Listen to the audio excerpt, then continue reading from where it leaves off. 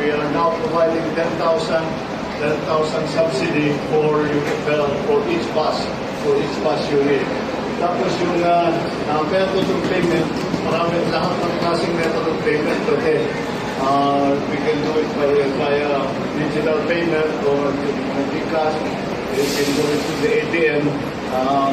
May mga card naman na may hawak naman, may card naman yung mga driver natin, lahat ng operator na gusto ng card, pwedeng gamitin yun. Meron pa rin iilan na talagang gusto nila, ayaw nilang gawin digital.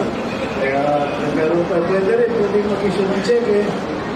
Kung talagang kahit cash, pwede pa rin. Pero siguro, mas maginhawa, it's easier, it's more practical.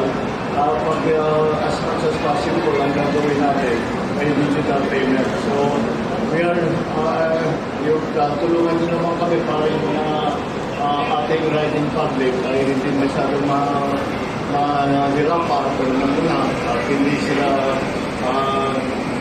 masyadong mabigatan sa pamasahe dahil alam naman natin kung ano yung pangyayari. Nagpapako yung presyo ng langis all over the world. Kaya ito ang response ng mga and of course, we are always in need of assistance and support and cooperation with the operators, with the drivers, and the buong sistema. So this is what we are doing here now. Seeing we are having the briefing now from the OTR, tinignan namin ang mga facilities, so forth, maayos.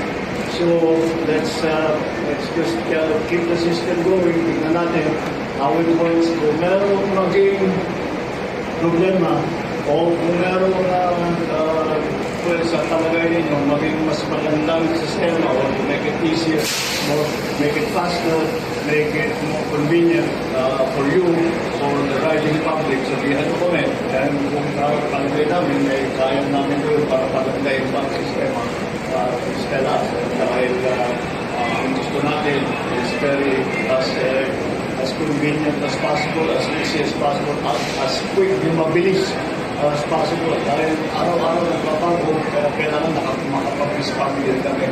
So, with the cooperation ako, yung malakas ang loob ko sabihin, na pagkabasa ng tayo, yung private sector, at saka yung kayo mga operator, at saka kami sa government, sana maging hindi na matakot yung pakiramdam na ating riding public, yun ang ating mga siniservisyoan.